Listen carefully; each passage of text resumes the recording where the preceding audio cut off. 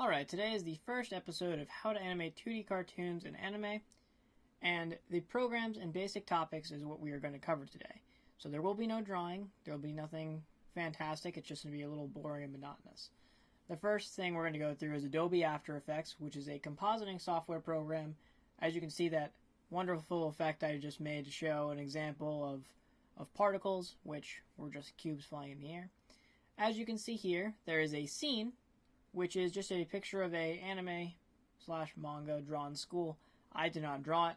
I'm just using it as an example today. In the future, we'll be trying to use our own assets. I set it up in this scene, which I'm going to show you a few effects that you can do in Adobe After Effects. Adobe After Effects is a composite software which allows you to do a lot of cool things, like animate. It allows you to add effects, cameras, dioramas, and just really tweak your video. So right here we have a picture of Cloud from Final Fantasy. I know he's from a video game, but this had a white background and it was a nice example to show. So I'm going to show you how to add him into the scene. As you can see right here, there's a white background around him, and I'm going to show you how to remove that white background if you were to make your own asset and you forgot to remove the white background. You can actually go into an effect and you can do something called color keying, which allows you to remove the white background and add him directly into the scene, which is really fantastic tool if you're using someone else's assets and they for some reason forgot to remove the background. So as you can see, he's placed inside of this school, no problem now. I mean, you can tweak the settings to make it look a little bit more perfect. Usually you won't have to do this when you add an asset into a scene. However, here it's necessary. Now I'll show you a basic animation, just a little basic pan. Over here, if you click the little stopwatch in position, you can actually move Cloud across the screen and hit the stopwatch again, and you can make him move his position across the screen. As you'll see over here, the area that I was circling is known as the timeline, and that allows you to control your frames per second and the frames in general in your video. Now, if I scrub back and forth in the timeline, you can see that Cloud now moves across the screen. And if I go to play it, he'll just move very slowly because it's set across around 25 seconds until he gets across the screen. So that's just one example of a simple animation. You could do an easy walking animation if the character actually moved this way. So right here, he's actually just a static image. There's no movement to him because we didn't draw the asset, it's just a picture. Now the other cool thing about this software is you can use effects, compositing effects. Right here you have an image, which is actually a video of fire. Now this is real life fire, so it's not drawn, it's an actual video of fire that you can actually drag and drop on the screen. So if you wanted to make like the building on fire, you could put it on top and you can blend it in and make it look like the building is on fire. This is obviously a realistic asset, so you wouldn't use it for this type of scene. You want to draw your own in Photoshop, which we'll get to like a basic animation for fire later, just very rough to show you an idea. Now the cool thing is you can actually blend this to try to get it to work better. If you click on the modes over here, you have different options, and it's really cool because a lot of assets can be used in order to get different effects. So I could just drag this over Cloud. Now he has like a little shadowy aura type thing over him. And if I was to play it, yeah, it's not moving with him because I didn't animate, but you can have it move with him and you could have like a shadowy aura from a real life asset. So you can do lots of tweaking to make a lot of different things work in your animation, which is pretty cool. There's tons of them, and learning them and mastering them is really the skill that's going to make you a better animator over people who are just, putting things together, which is really neat. So as you can see, you have the fire moving and you have him panning. One obviously is a static image and one is an actual video, which is the real cool thing about Adobe After Effects is you can use static, you can use photos, you can use a lot of different things. So I apologize here and there because my mouse is glitching a little bit. I'm running some pretty high quality software. So now I was explaining earlier, there's a lot of layers. So I just dropped a picture on top of another picture to show you. Now because this is the top layer, Cloud, when he moves, he actually moves behind it, which is a really neat kind of feature. So you can really get creative with a lot of things. So you could drop in like a rock and your character would go behind the rock very easily if you had them walk behind a rock. Now another thing I'm going to show you is particles. Particle simulation can be used to create a lot of energy type moves. See, there goes my mouse glitching again, I apologize. This is the first time using this software, and it'll probably be like this for the future, just because these are very high professional quality softwares, and it takes a lot to run them on this computer while recording them. So I apologize for the glitches here and there, but it's basically a pretty clean video. Now what I'm doing here is I'm actually looking for something called CC Particle World. and that allows you to do particle effects like you saw in the beginning of this video. Particle effects can be used for a lot of things. It can be used for rain, because you can put it in physics. It can be used for explosions, fireworks, energy moves, if you have aura around a sword. And these things can be really, really tweaked with tons and tons of settings. As you can see here, it's just a basic little rain down of lines effect. But it saves a lot of time instead of animating hundreds of thousands of lines. For instance, you can take an image of a bat. If you were to draw like a bat flapping, you could then make the bat those little particles. So you could have hundreds of little bats flying instead of trying to animate each bat individually, which is really neat. You also have the ability to change like the axis and the gravities. So now this is kind of like more of a starburst instead of rain.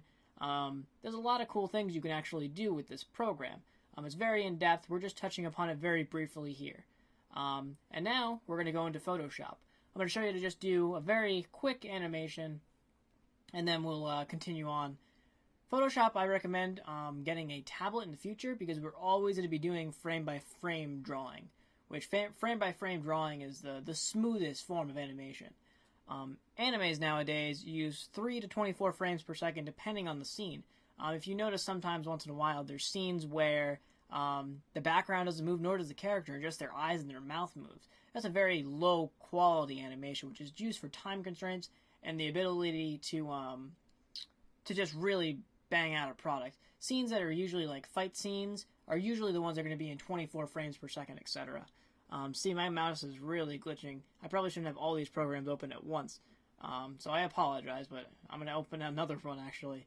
So anytime there's like any distortion across the screen, the mouse is kind of wonking out. I'm going to try to fix it for the future episodes. But as you see here, I recommend doing this with a tablet and not an actual mouse. But what we're going to do is we are going to draw a basic animation of fire, color it in, and then we're going to bring it into Adobe After Effects and use it as our own little composite. So I'm just drawing a really ugly piece of whatever this is over here. I'm going to end up by coloring it, and we're going to go in and add it to After Effects. So I just got to look for the tool real quick that I want. I'm probably going to put a gradient on it, that way it actually looks like fire. You really want to try to use all the tools to your assets that you have available to you. It's always good to think while you're drawing, like, how can I make this effect better? So here we go. We have a nice little thing of fire here. Obviously, it's just very, very basic because I'm going to do a very basic animation for you. And if you were to go, basically, and open the animation window in Photoshop, which is a really neat tool because you can do frame-by-frame animation, is Photoshop is based on layers, where there's multiple layers that you can basically place on top of each other and make a movie inside Photoshop as long as you're drawing. So I placed one layer, we're going to place a couple more layers, and we're just going to draw out the fire here. So basically what you would do is, in the future, I'm going to show you, you're going to add frames, and you're basically going to hide the previous picture. And that's going to get you a real nice animation going on here. So we're just going to outline some more fire real quick. I know it's a terrible drawing. I'm using my mouse. I'm trying to move quickly, just to try to get as much information in this tutorial as possible. Alright, we're going to do another little swoop of fire. So I'm going to end up by doing 4 frames, and we're probably going to do it around a second long, so this one will be 4 frames per second for this particular asset. Now, say I really like this asset, I could actually use it multiple times inside my videos and blend them together, and every single time you create an asset, you can always reuse it, and you can always save it and use it in the future, which is a really nice thing about making your own stuff. So there's 4. I'm going to color this last one. Alright, so we have 4 layers here. I noticed a slight mistake, which is I was talking about earlier, how you have to remove the background to have a perfect composite. I didn't do that, and it's going to screw me in the future. I'm actually recording this after going through the actions. So I notice over here that we're going to have to actually remove this white background because it's in all of the scenes. So we're going to do that real quickly. And the reason you want to remove the white background is so you don't have to go in and key out every single time. You can actually remove the background right away, just drop in the effect like the fire before, and there won't be any white. So we are going to do that. So basically what I'm going to show you as well is every single time you're going to add a new frame, you're going to turn the layer on and off, and the next one you're going to turn that one off and go to the next layer. So basically we're going to keep building on each layer and switching back and forth. As you notice, I'm just switching back and forth between the two as an example. and then the third one. So here I go. I'm going to switch. I'm going to get rid of the white background for this animation. That way it's nice and easy to composite in the future without any issues. Let's see. White. Now the best tool to get rid of this would be the magic wand, which is right there. However, I'm just going to go through a few tools real quick. You have tools like the eraser, which you could erase it out with, the history brush, which you could do things in the past, a couple of different pens, pencils, paint brushes, a slice tool, but we're going to use the magic wand right now and get rid of just that white background. The magic wand allows you to select one color and just completely remove it from the scene. Alright, so now the background is white, and all of the other pieces of flame have no background. They're actually clear. That's what the little black and white boxes behind it mean. It's a clear image. So now what we're going to do is we're going to set up the actual animation. So we have four layers and 4 frames. We're going to turn on the background just so we can see it for now. Alright, here we go. 1, 2, alright. So second frame, second image. Third frame, turn off the first, turn on the third. And finally, the fourth frame, we're going to turn off the first and turn on the fourth frame. So now if you play it, there's 4 different frames and 4 different pictures. So when you hit play, it animates. Pretty neat, huh? Now this is a little fast. So say you're doing an animation that needs to be a little slower. You can actually add delays. So to each one of these, I'm going to add a 0.1 second delay. And it's actually going to slow down the animation. Now you wouldn't do that for something like fire. You would probably want the fire to have no delay because, I mean, it's fire. It's constantly moving.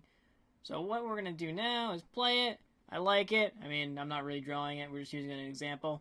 We're going to take it. We're going to export it out, render to video. These settings we'll get into more in depth later on. Basically, as long as it's the size of your scene, you're going to be okay. Frame rate, you want probably around 30 seconds. Not 30 seconds, 30 FPS, even though it's 4 seconds. Not 4 seconds, 4 FPS, sorry. I'm trying to record this in one go, so I may make a mistake as I stumble upon myself. I also apologize once again for the mouse. I really got to tweak these settings. Okay, so basically, when I add that in, if you notice, it was very fast. It was just 4 frames. So it's four little frames of fire, but it's my own animation.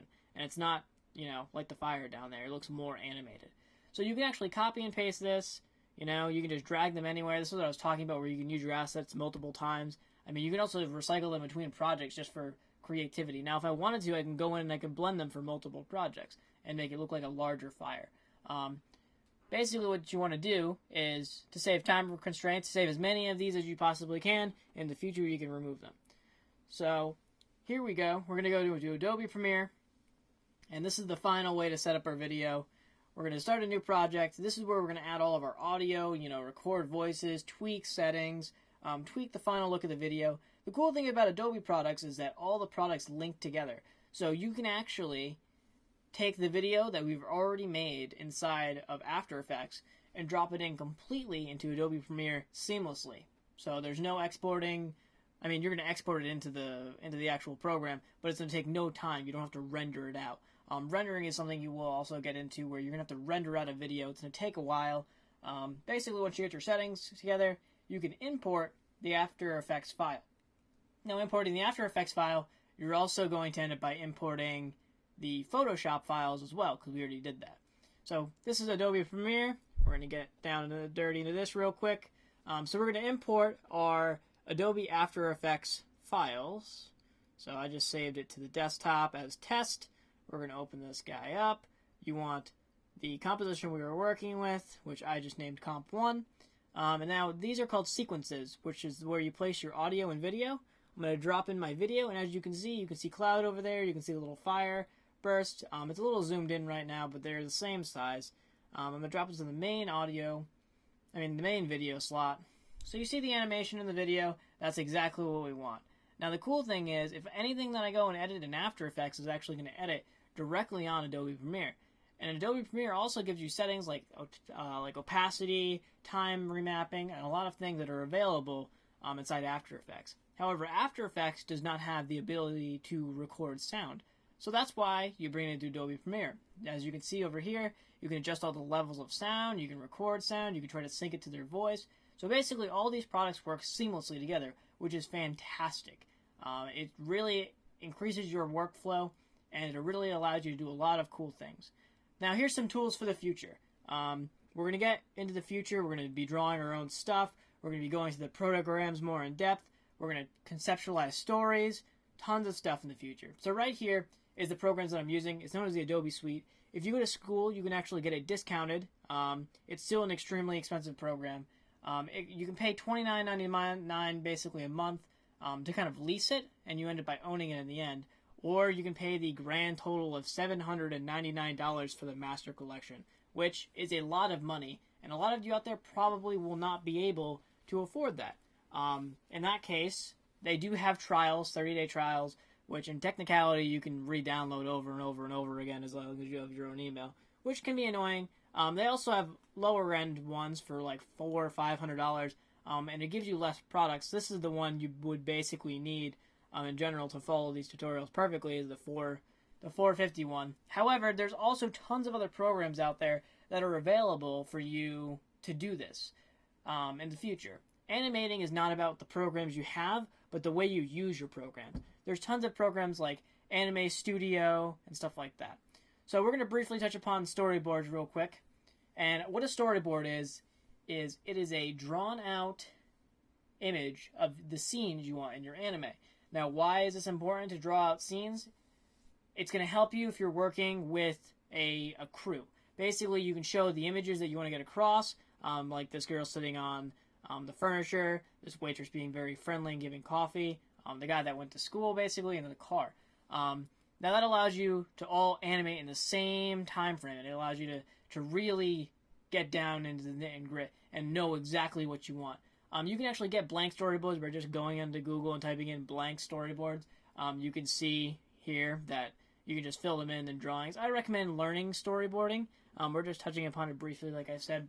Here, we'll get more in depth in the future. Storyboarding is a fantastic tool.